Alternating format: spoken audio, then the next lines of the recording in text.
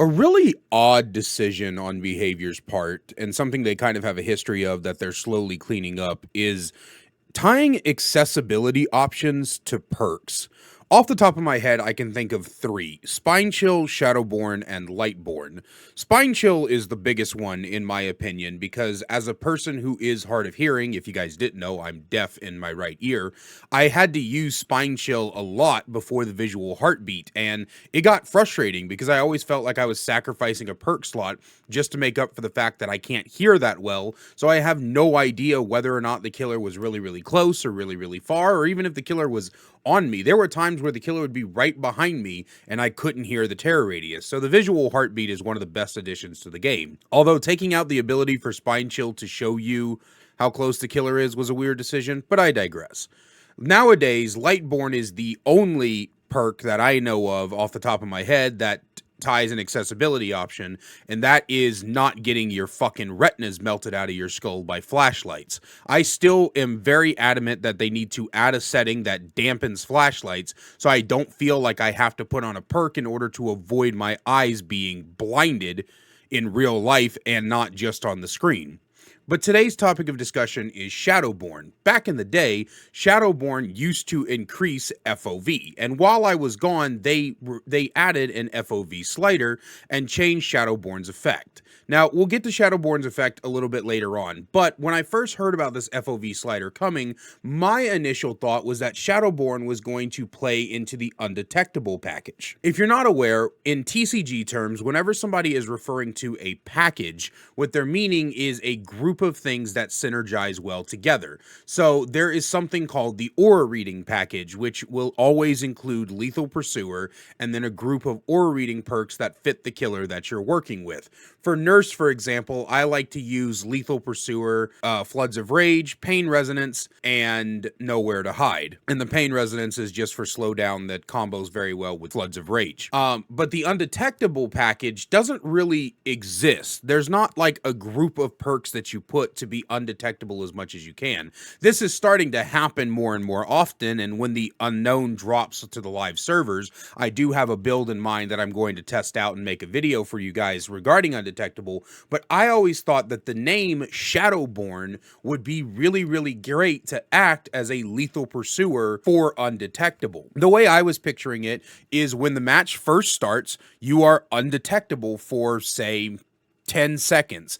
And then every undetectable status effect that happens during the match is extended by an additional 2 seconds. This doesn't seem like a lot, but it is something that would be really cool to have for people who want to build undetectable builds. And it would also help bolster some of the weaker killers like Ghostface in giving them an additional undetectable even after they're revealed or even after they take a swing.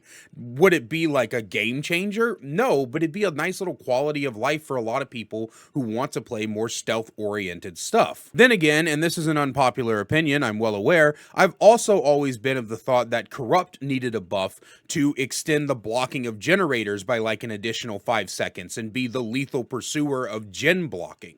I feel like every single type of perk needs a lethal pursuer tied to it because that just seems really cool, except for stuff like Exposed. I don't think you ever want to add like a lethal pursuer for Exposed. I think that would be ridiculously overpowered, but you get my point, right? The problem is that Behavior's perk philosophy largely seems to concern if we need to change something and we're not quite sure what to do with it, we're going to add haste.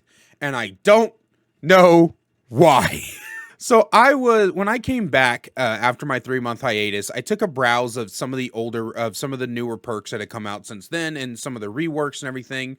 And I started to see a pattern of Behavior just throwing haste onto things at seemingly random intervals. Shadowborn's new effect, by the way, is whenever you get blinded, you get haste for X amount of time, essentially requiring Shadowborn to be paired with Lightborn, because what the good is haste if the flashlight blind goes off and you can't fucking tell where you're at or where the survivor is at. And granted, I can see that being kind of a fun combination if you wanted to just be a little bit cheeky with a 4-man flashlight squad, but at the same time, I think it's just kind of, what's the word? I don't want to use lazy. I don't like the word lazy when referring to the devs. I don't like the words incompetent either. I'm going to make a video about this at some point, but I find that most of the time when people criticize behavior, they don't actually criticize them. They just insult them over and over again. But lazy is the only word I can think of. Like, why do we need to keep throwing haste into the game over and over again?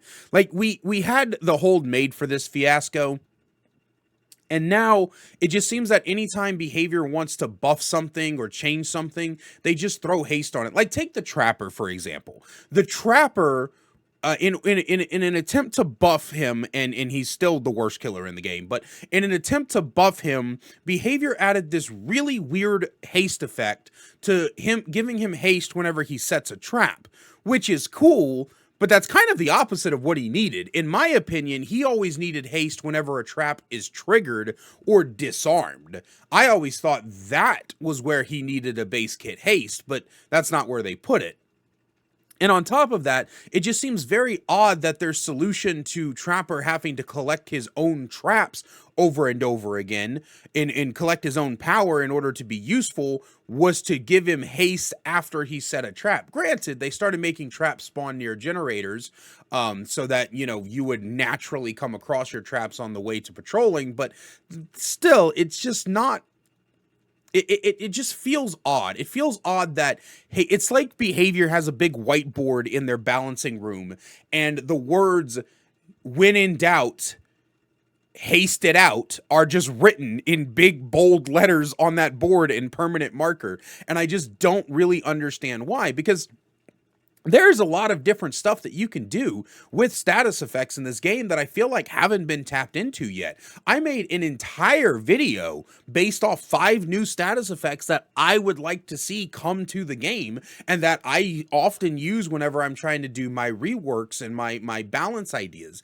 Because at the end of the day, I feel like behavior just really, they don't want to do things that are too strong, but at the end, but constantly adding additional speed to the game is not the solution, right? Constantly changing chase breakpoints is not the solution. It's good that we have haste. I'm glad it's a status effect. It's a good status effect, and can be very well balanced in certain situations. I just feel like throwing haste onto things when you don't really know what to do is limiting your creativity a bit. And I feel like what behavior needs to do is they need to take a step back and understand that there are other status effects in this game you can play with. There's other things that you can do. But it feels like almost every perk package to come out as of late, every perk package tied to characters, involves haste in some form or fashion.